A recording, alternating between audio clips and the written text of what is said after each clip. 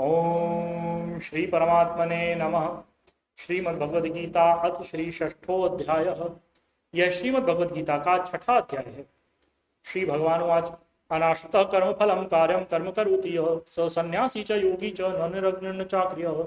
श्री भगवान बोले, जो पुरुष कर्मफल का आश्रय न लेकर करने योग्य कर्म करता है वह सन्यासी तथा योगी है, और केवल अग्नि का त्याग करने वाला सन्यासी नहीं है और केवल क्रियाओं का त्याग करने वाला योगी नहीं है। यम सन्न्यासमिति प्राहुर्योगं तम विद्धि पांडव न यः सन्न्यस्त संकल्पो योगी भवति कश्चन।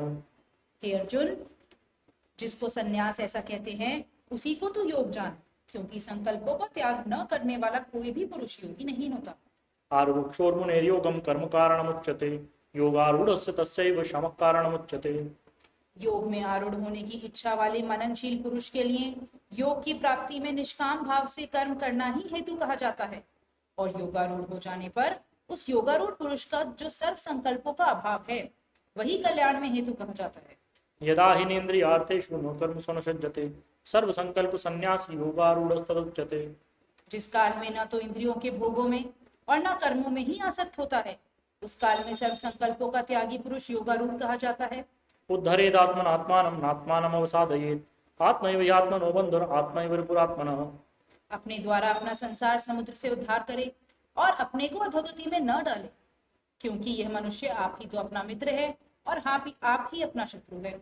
बन्धुरात्मात्मनस्तस्य येनात्मैवात्मना जितः अनात्मनस्तु शत्रुत्वे वर्तेत आत्मैव शत्रुवत्।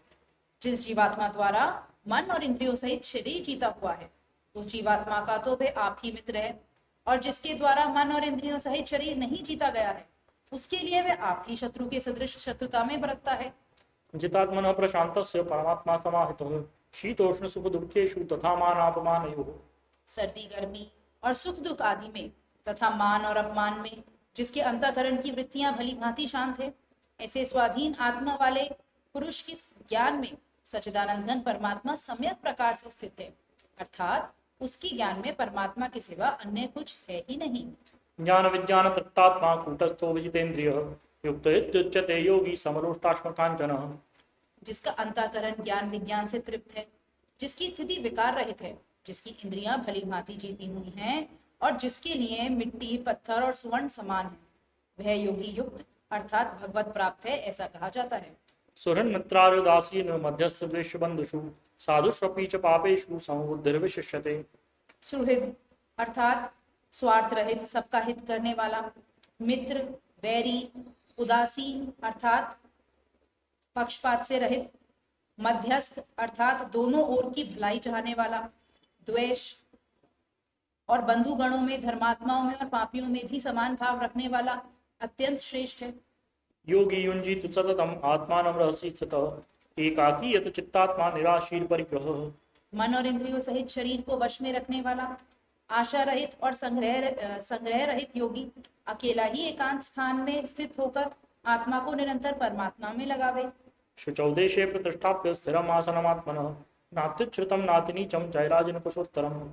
शुद्ध भूमि में जिसके ऊपर क्रमशः कुशा मृगशाला और वस्त्र बिछे हैं, जो न बहुत ऊंचा है और न बहुत नीचा, ऐसे अपने आसन को स्थिर स्थापन करके तत्रैकाग्रं मनः कृत्वा यत चित्तेन्द्रियक्रियः उपविश्यासने युञ्जात योगमात्मविशुद्धये। उस आसन पर बैठकर चित्त और इंद्रियों की क्रियाओं को वश में रखते हुए मन को एकाग्र करके अंतःकरण की शुद्धि के लिए योग का अभ्यास करे। समंकाय शिरोग्रीवं धारयन्नचलं स्थिरः संप्रेक्ष्य नासिकाग्रं स्वं दिशश्चानवलोकयन्।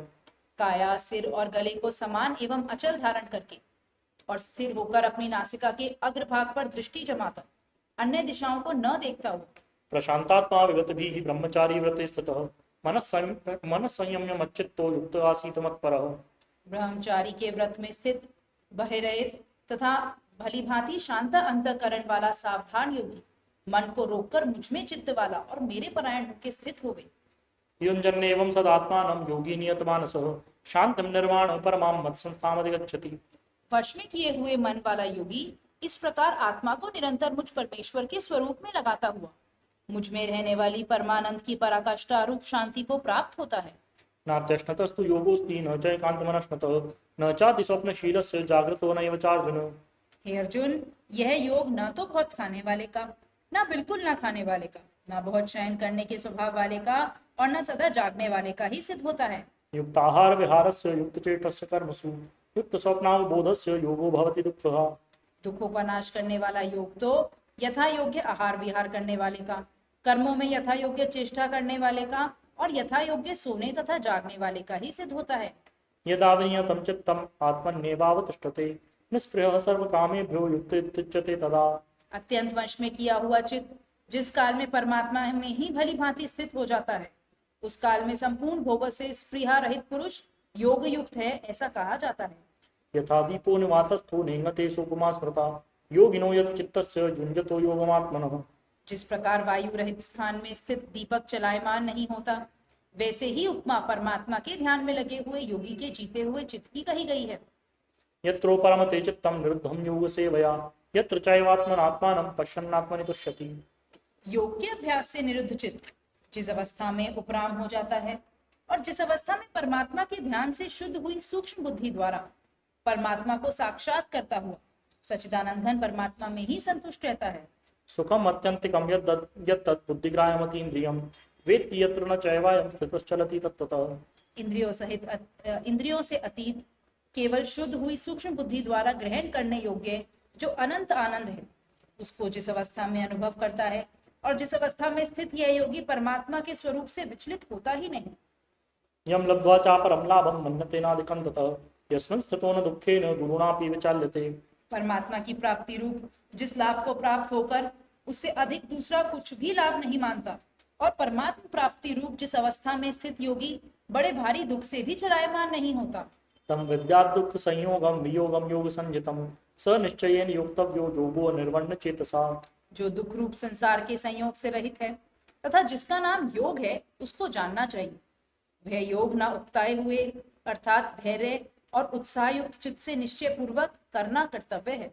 संकल्प प्रभवान कामान त्यक्त्वा सर्वान् शेषतः मन सैवेन्द्रिय ग्रामम विनियम्य समन्ततः।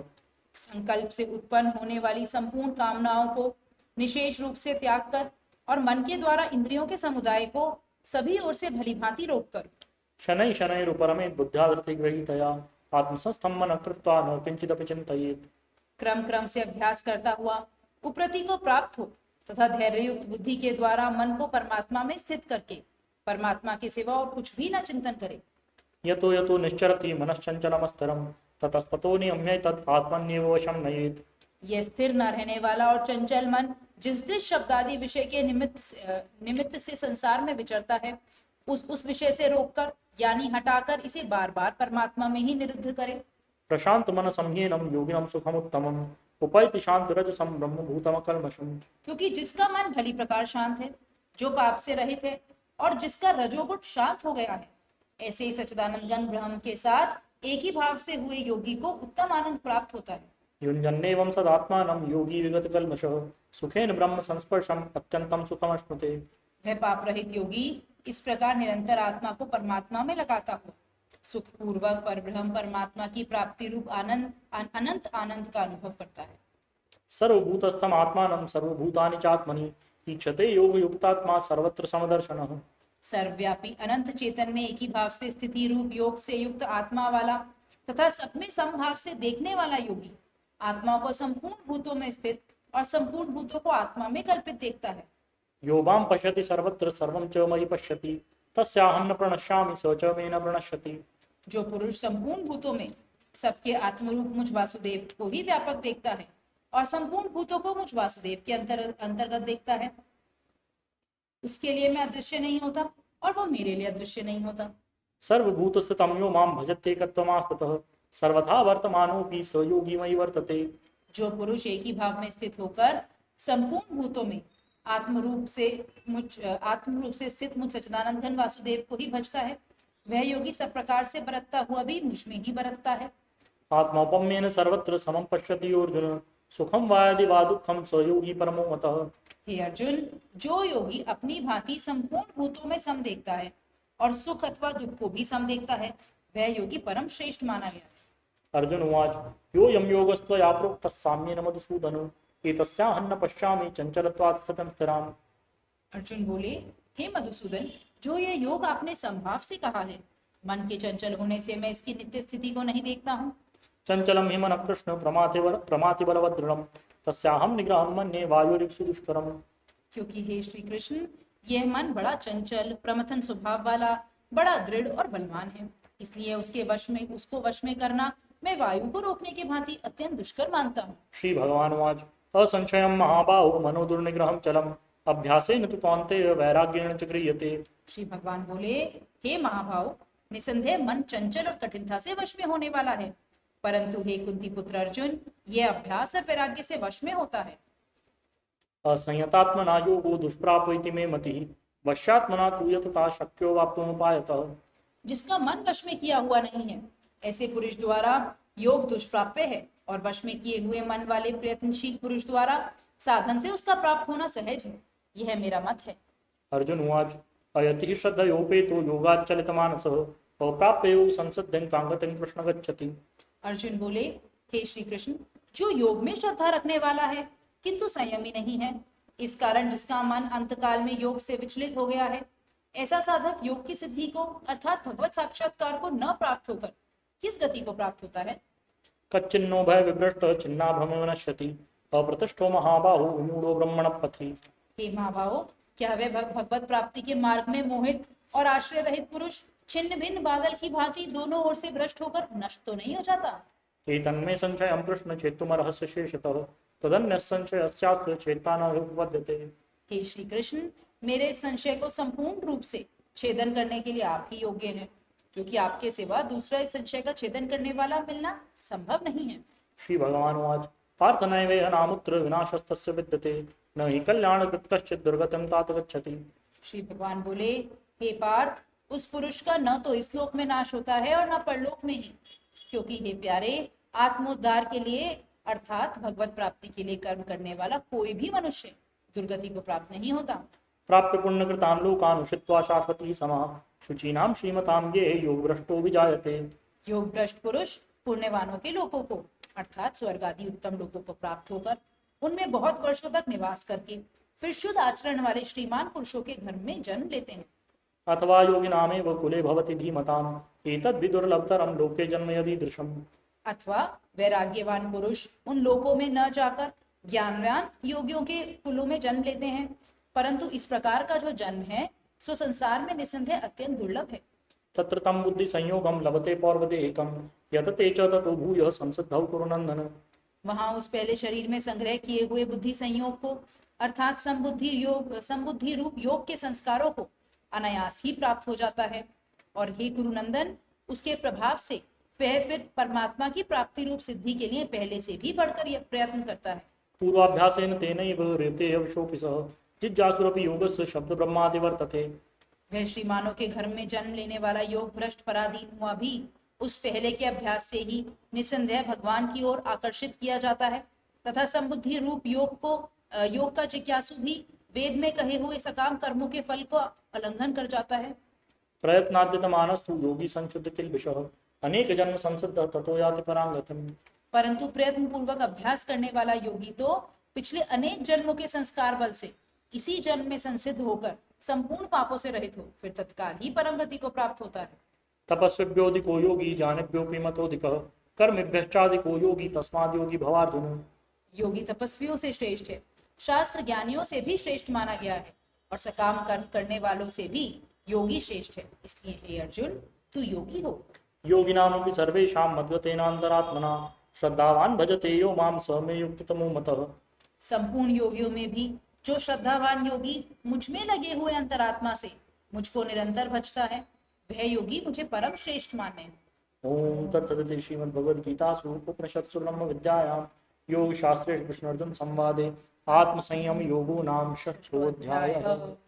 आज हमने श्रीमद् भगवद गीता का 6ठा अध्याय पढ़ा। इस अध्याय में भगवान श्री कृष्ण ने ध्यान योग की विधि और महत्व का वर्णन किया और बतलाया कि सच्चा योगी वही है जो अपने मन को नियंत्रित कर चुका हो और ध्यान के माध्यम से ईश्वर से जुड़ चुका हो। भगवान श्री कृष्ण ने बतलाया कि योग का अभ्यास करने वाला व्यक्ति धीरे धीरे अपनी इंद्रियों को नियंत्रित करके अंततः परमात्मा को प्राप्त कर सकता है। बोलिए श्री कृष्णचंद्र भगवान की जय, श्री गीता माता की जय। ओम जय भगवद गीते मैया जय भगवद गीते, हरि ही कमल विहारिणी प्रभु ही कमल विहारिणी सुंदर सुपुनीते ओम जय भगवद गीते कर्म सुमर्म प्रकाशिनी कामासक्ति हरा य कामासक्ति हरा तत्व ज्ञान विकासिनी ब्रह्म ज्ञान प्रकाशिनी विद्या ब्रह्म परा ओम जय भगवद गीते निश्चल भक्ति विधायिनी निर्मल मलहारी मैया निर्मल मलहारी शरण रहस्य प्रदायिनी शरण रहस्य प्रदायिनी सब विधि सुखकारी जय भगवद गीते राग द्वेष विदारिणी कारिणी मोद सदा मैया कारिणी मोद सदा भव भय हारिणी तारिणी भव भय हारिणी तारिणी परमानंद प्रदाओ जय भगवद गीते आसुर भाव विनाशिनी नाशिनी तम रजनी मैया नाशिनी तम रजनी दैवी सद्गुण दायिनी हरि रसिका सजनी जय भगवद गीते समता त्याग सिखावनी हरि मुख की वाणी मैया हरि मुख की वाणी सकल शास्त्र की स्वामिनी सकल शास्त्र की स्वामिनी श्रुतियों की रानी जय भगवद गीते दया सुधा बरसावनी मातु कृपा कीजिए हे मातु कृपा कीजिए हरि पद प्रेम दान कर प्रभु पद प्रेम दान कर अपनो कर लीजिए ओम जय भगवद गीते श्री श्री गीता माता की जय श्री सद्गुरुदेव भगवान की जय परम प्रभु श्री रामलाल जी महाराज की जय योगराज अनंत स्वामी श्री चंद्र मोहन जी महाराज की जय सदाशिव भगवान की जय योग योगेश्वर अनंत श्री कृष्णचंद्र भगवान की जय श्री शंकर भगवान की जय।